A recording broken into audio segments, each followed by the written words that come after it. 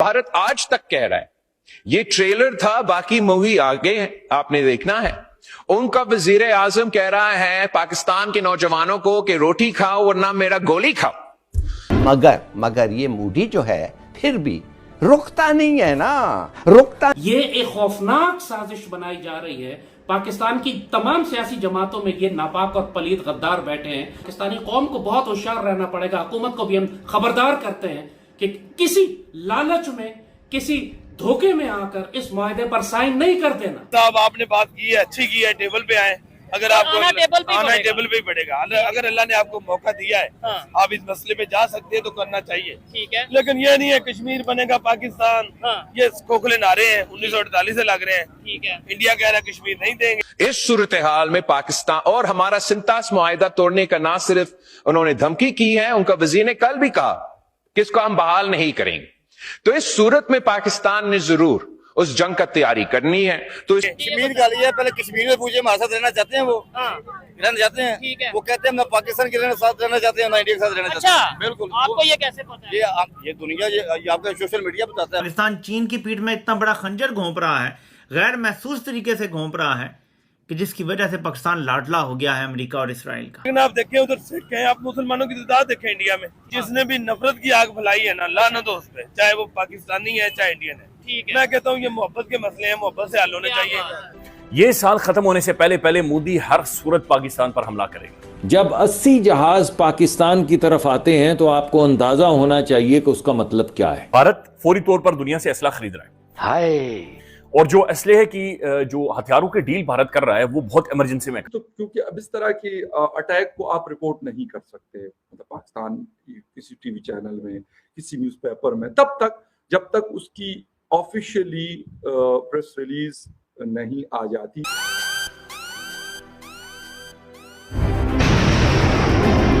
इसके बारे में आप ये प्रोपेगेंडा अगर शुरू हो गया तो फिर क्या करेंगे? फिर ये जो आप सजेस्ट कर रहे हैं, ये कैसे बेल्ट मंडे चढ़ेगी?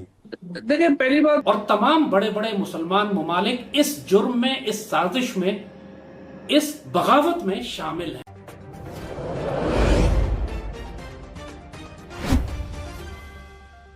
क्या है मोहम्मद कासिम साहब, सलीम साहब, क्या करते हैं आप? मैं एक कंपनी में जॉब करते हैं। टॉपिक इससे वीडियो रिकॉर्ड कर रहे हैं। मुझे बताएं, पाकिस्तान इंडिया अलग हुए 78 साल या इससे भी ज्यादा टाइम हो गया है, कश्मीर का मसला हल नहीं हुआ। अब फील्ड मार्शल आसम मुनीर ने एक मैसेज दिया है दिल्ली के लिए, डायरेक्ट मैसेज दिया है इंडिया के लिए कि भाई हम चाहते हैं टेबल पे आए और कश्मीर का मसला हल करें, अदरवाइज आना फिर भी टेबल पे पड़ेगा। क्या कहना चाहेंगे इसके ऊपर? कश्मीर का मसला है क्या और ये हल कैसे होगा? जंग से हल होगा, टेबल टॉक से हल होगा, या हल होगा ही नहीं? नहीं, हल करना चाहे तो टेबल टॉक से ही हल होगा। अच्छा। जंग किसी चीज का हल नहीं है, तो भाई फिर भी टेबल टॉक ही होगी एंड पे भी, ठीक है। लेकिन आसिम साहब बहुत अच्छे इंसान है, अगर वो चाहेंगे तो अब हो सकता है मसला इस वक्त हो सकता है, लेकिन अगर वो भी नहीं चाहेंगे दूसरी गवर्नमेंटों की तरह जैसे पहले लोग रहे हैं, ठीक है, तो अगर वो भी नहीं चाहेंगे तो कभी भी नहीं होगा। लेकिन हाँ, वो चाहे तो हो सकता है, लेकिन टेबल टॉक के जरिए।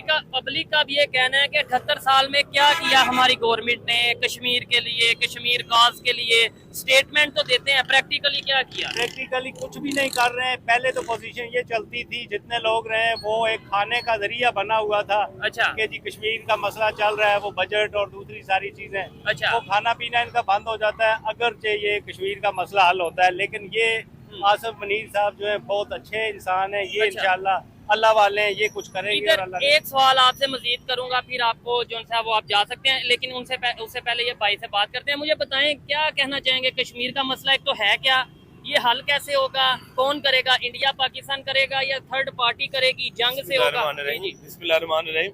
असल में ये टॉपिक कश्मीर या पाकिस्तान या इंडिया का नहीं है। अच्छा।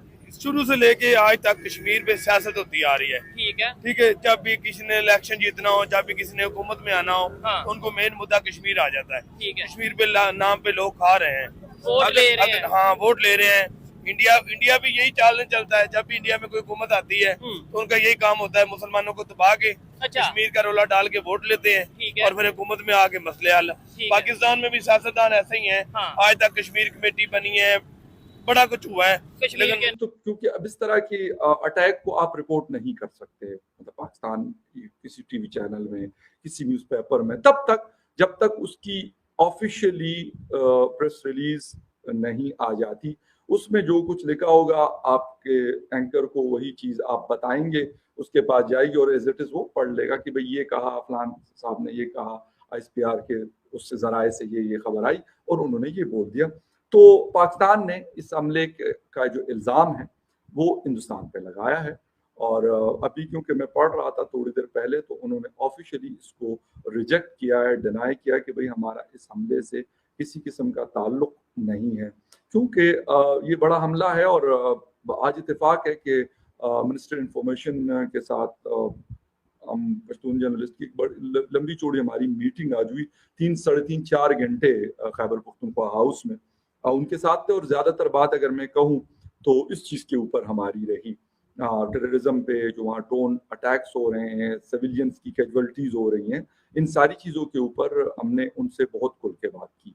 कुछ चीजें मतलब ऑफ द रिकॉर्ड है जो मैं नहीं करता यहाँ पे, और जो ऐसी हैं तो इस हवाले से बड़ी खुल के मैंने भी बहुत सारे क्वेश्चंस किए, हमारे और भी कुछ दोस्त थे उन्होंने भी क्वेश्चंस किए, और उन्होंने जो बातें की तो उससे तो बिल्कुल क्लियर कट ये लगा कि अभी ये सिलसिला रुकने वाला नहीं है, ये आगे बढ़ेगा और बल्कि शायद ज्यादा लंबा चला जाए।